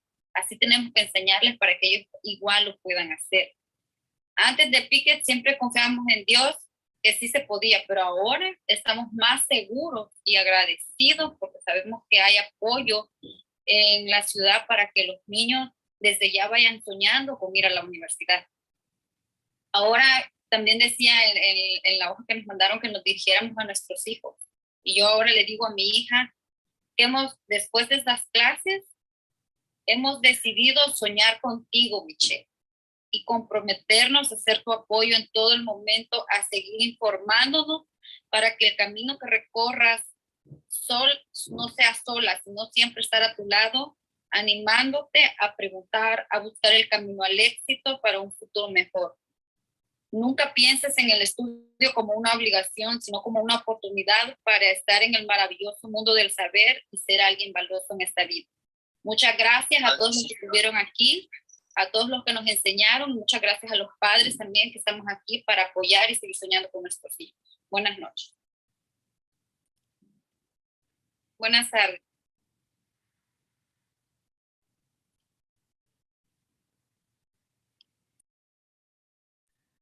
Miss Arlene? Thank you so much, team. It really warms my heart to hear how your story began with this journey with families, really how you look at families, right? What is it we feel when parents connect to us at our school site, and how do we reach out to them and really embrace that partnership? During your presentation, I heard community, the building of community. Again, it doesn't happen by chance. It's very intentional. Building those relationships, taking the time, Ms. Vega, to share how you don't just leave them there. You walk alongside them and you build their capacity. We have different levels of capacity with our families. We ourselves have different levels of capacity of how to work with families. And so that embracing of family, and then you know, the words were very powerful from our parent that talks about her experience with Pique. Just thinking about every parent has hopes and dreams for their children. And having this this organization come and do this workshop series with your parents really highlighted, for her, cemented the importance of creating that vision for college and future with their child. I loved her quote that her child's not dreaming alone, that she dreams alongside her child. And so those are the stories that come out of our schools. These are the stories that sometimes we don't hear about, but again, they're very intentional. It's the way we welcome our families. It's the way we embrace them. And likewise, how the families work alongside and become our staunch supporters. So I congratulate your team. Thank you so much for being here with us today, for your words, for your wisdom, and most of all for sharing best practices and these connections. We never know, but I can see that this has changed, is really making change and impact to families. Thank you so much, Team Nava. So with that, today we were encompassing the work around our policies. You know, what is it that we should do? What is that extra scoop that's needed at our schools to help make our visions and close that achievement gap and have all of our students achieve and get to their goals, and so that they have their hopes and dreams. As Miss Gloria Acosta mentioned earlier, from Parent Community Services, you know, this series doesn't end. Our work continues. So although we have our formal spring conference and we've had our fall conferences, and they're a culmination of our work, our collaborative work together, our journey continues. And this focus on building capacity has us really excited about this empowerment series we've had along the year, launched by our fall conference. And now we're taking it, our learning from our families and knowing that we continue this work together. Ms. Vilma Monson from our team, our parent educator coach for Manual Arts Vermont Square, will be presenting this exciting course that we're going to bring to families. So Ms. Monson, please welcome, and please share our vision for next steps. Okay, thank you, Mr. Regin. I'm so, wow, you know, that was a wonderful presentations from each of our schools. Thank you so much for saying yes, for being here, for showing the way and showing best practices in terms of parent and family engagement. So, but we are going to continue the work, right? And part of the work is to invite you to be part of our family empowerment course that we are going to bring you through the Schoology platform. So now you parents are going to be invited to be the student. And we are shortly, we are going to give you the link to the Schoology course interest form for this course for parents. And let me tell you a little bit about this course. So in this course for parents, you will be able to learn about basic computer skills in partnership with Human IT.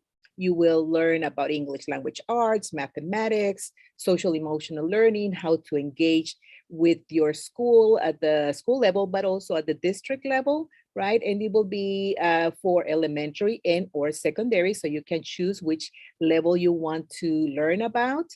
And it is empowering that you, hopefully, right, many of you will join us and continue your journey as parents. As you heard the parents in the video, we together have to work and empower ourselves and build our capacity so that we can better support our children. So I invite you to be part of the Schoology Parent and Family Empowerment course that we will start soon. We don't have a specific date yet. We are beginning the enrollment process.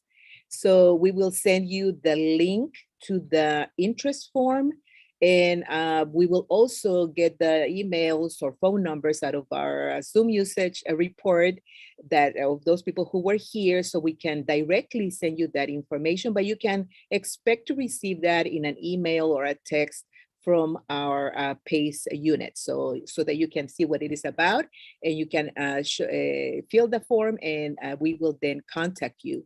But again, the Schoology course, as you know, parents, yes, your children use Schoology every day, but now we're going to challenge you to be the student, to experience a course as your children do.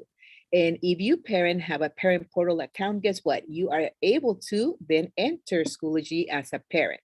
We will give you this information in our upcoming orientation. And again, the topics that we will discuss in our Schoology course will be ELA, math, social emotional learning, parent family engagement, basic computer skills. These are the elements with which we will start, but it doesn't have to end there, right?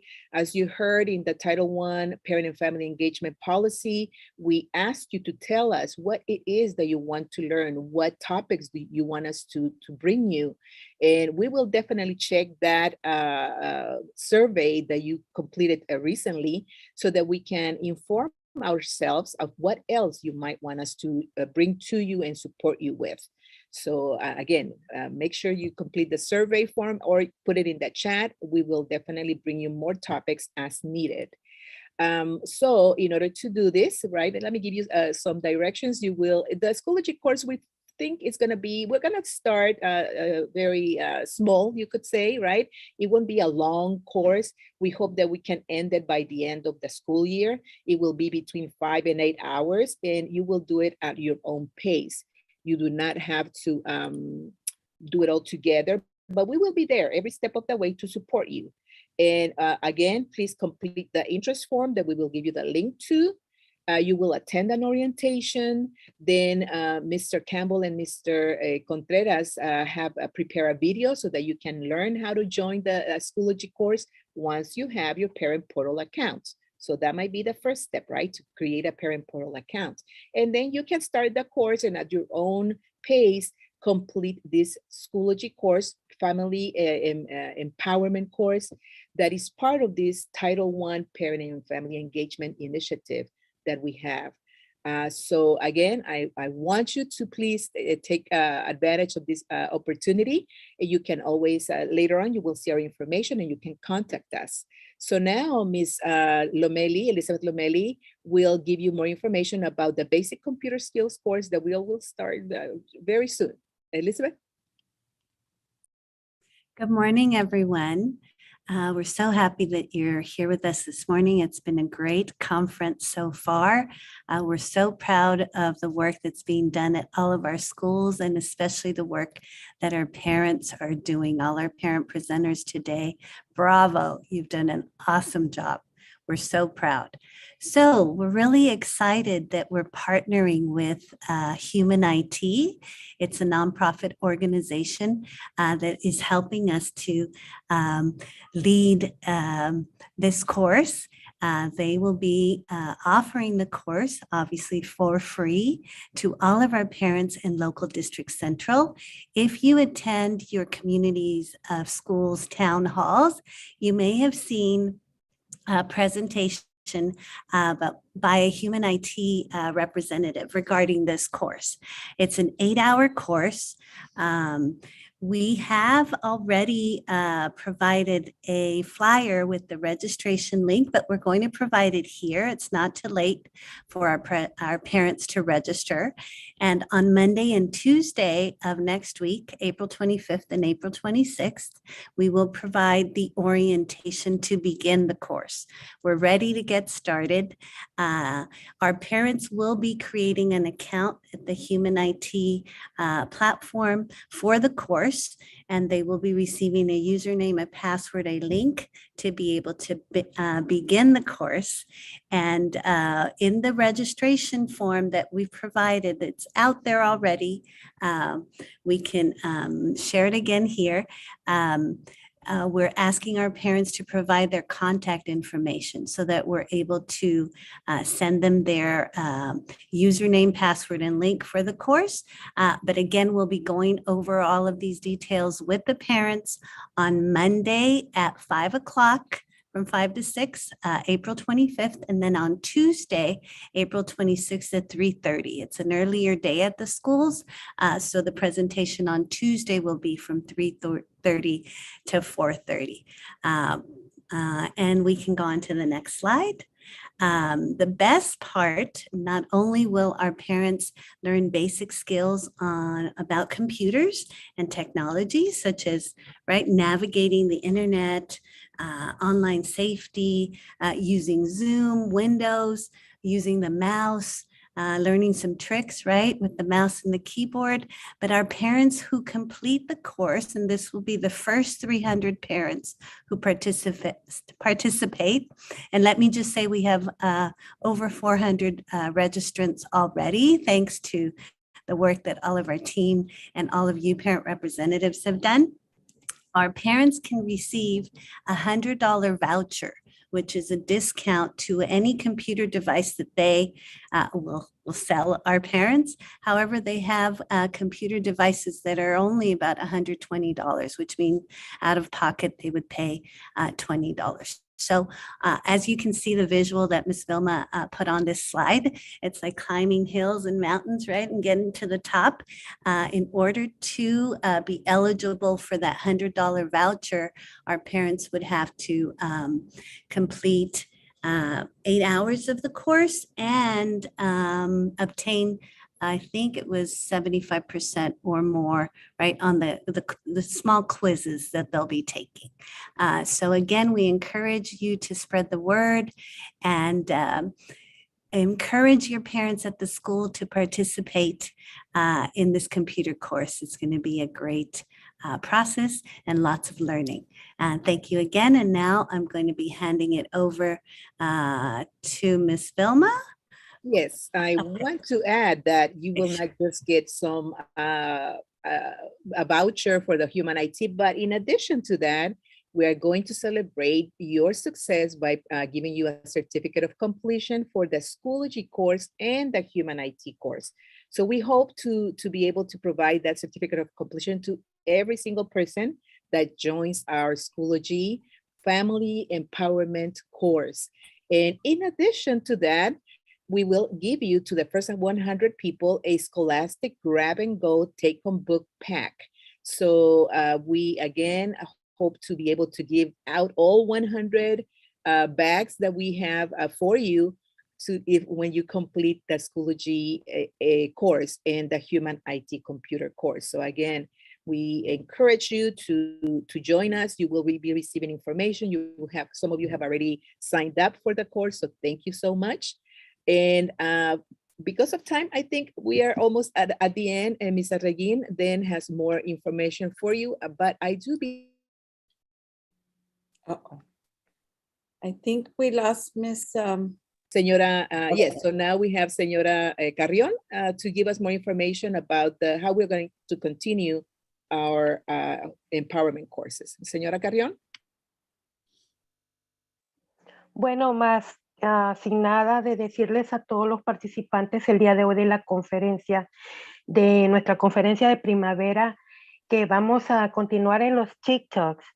No sé si está en la pantalla ahí las próximas informaciones que vamos a tener de los TikToks. Y estoy muy sorprendida, agradecida por los padres de la Escuela Nava y Franklin por su participación en los programas de reading.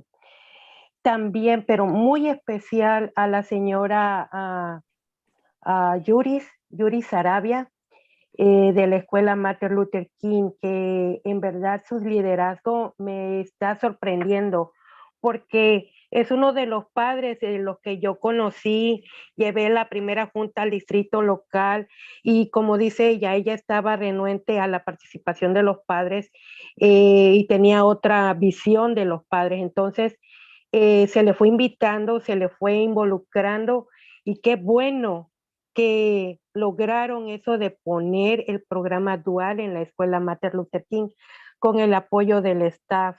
El señor Hudson, un excelente coordinador, él lo sabe que lo aprecio mucho, que fue mi coordinador ahí cuando estuve los 5 años con mi niño. y para mí son una de las escuelas familias que están empoderando a los estudiantes y a los padres.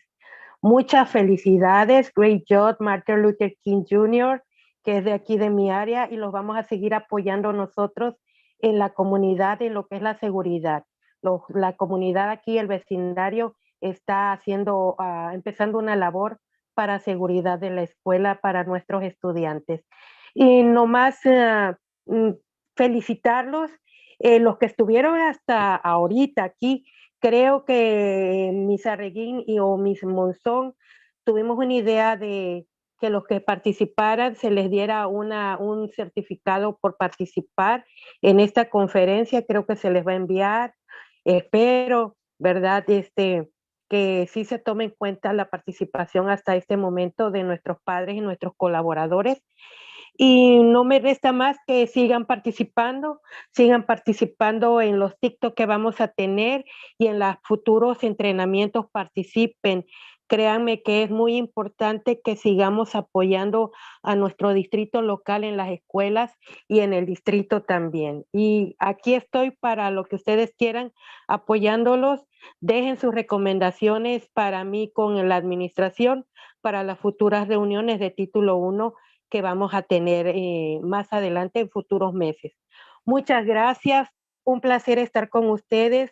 Muchas gracias a todo el staff de Distrito Local Central.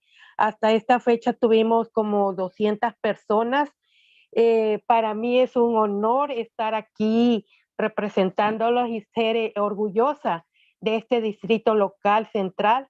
Muchas gracias, señora Reguín, a la señora Báez, y hasta la próxima. Bye. Gracias, señora Carrión. Y sí, hemos tenido un grupo excelente este año de título 1 en la participación. Y creo que con los números que tenemos ahorita, la conferencia del otoño, esta y los que hemos tenido de capacitación, hemos tenido más de 1,400 personas participando con nosotros y aún hay más. Nos faltan las siguientes antes de terminar el año escolar. Gracias, señora Carrión. Entonces vamos a llegar a nuestra clausura, pero sí, cuando hablamos de conectar con nuestras familias, ¿verdad? También es tiempo de celebrar y ver ese aprovechamiento académico que han tenido los alumnos y luego también ver la importancia de cómo celebrar las artes, ¿verdad? Sabemos que hemos salido de un tiempo muy difícil, que hemos estado mucho en Zoom y empezamos, ¿verdad?, a conectar como lo que teníamos en nuestras rutinas diarias antes de esta pandemia. Tengo un mensaje de Ms. Baez y quiero que escuchen el mensaje e inclusive también de una de nuestras alumnas. So, vamos a tener un evento muy especial. I am Frances Baez, Local District Central Superintendent, inviting you to our Hearts of Champions Arts Festival at Maya Angelou Community High School on Saturday, May 7th from 9 to 2 p.m. Join us for fun-filled extravaganzas, student performances, an art gallery, film festival, food trucks, and so much more. See you May 7th. Doors open at 8:30 a.m. Pues las invitamos a el programa de artes que vamos a tener y vamos a ver un video. Tenemos más de 850 alumnos ya listos para estar con nosotros para este evento y vamos a tener danza, muchas cosas, actividades. Vamos a tener personas del Music Center, bueno, una infinidad de actividades para alumnos y también vamos a estar viendo el trabajo de los alumnos, arte, danza, muchas cosas. Entonces vemos este otro video. Es corto.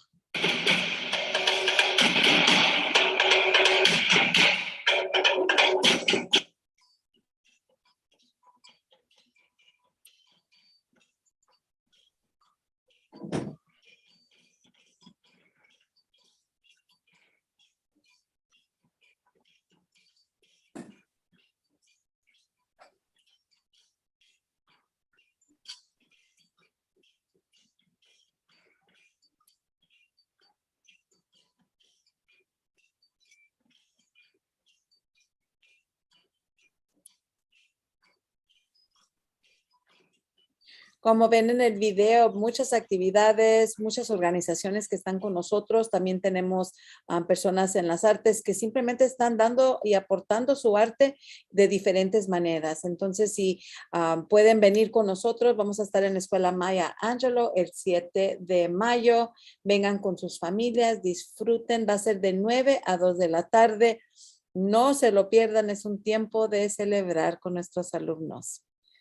Siguiente diapositiva. Entonces los dejo, quizás, creo que tratamos de contestar la mayoría de las preguntas. Estoy viendo el tiempo, nos pasamos un poquitito. Le damos muchas gracias por su tiempo. Una vez más, una excelente culminación de ideas, de compañerismo y mucho más con nuestras escuelas. Y gracias por nuestros presentadores hoy, panelistas, las escuelas que vinieron con nosotros, los padres y mi equipo. Estoy muy orgullosa con este trabajo que ha hecho el equipo del Distrito Local Central.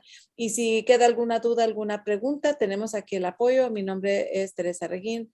Estoy aquí para servirlos. También tenemos las representantes de comunidad del Distrito Local Central, la señora Olivia Rocha, la señora Sono. También cada entrenador pedagógico que trabaja con padres. Aquí también tienen su información. Vean su comunidad de escuela y con quién se pueden conectar, ¿verdad? En la área de Downtown MacArthur Park, ahí lo ven, el señor Javier Contreras. Eagle Rock, Highland Park, Glassell Park, Los Feliz, ahorita está apoyando a la señorita Cyrene Saint-Amant. Historic Central Sola, el señor Alex Campbell. Koreatown Pico Union, la señorita Lomeli. Manual Arts Vermont Square, la señorita Monzón. Todos estamos aquí con ustedes, pero si acaso no saben en cuál área pertenecen todavía, no importa, puede conectarse con cualquiera de nosotros. Estamos aquí para servirles. Muchas gracias y creo que es todo para nuestra clausura y que tengan una muy bonito resto del día y gracias por estar como socios con nosotros. Hasta luego.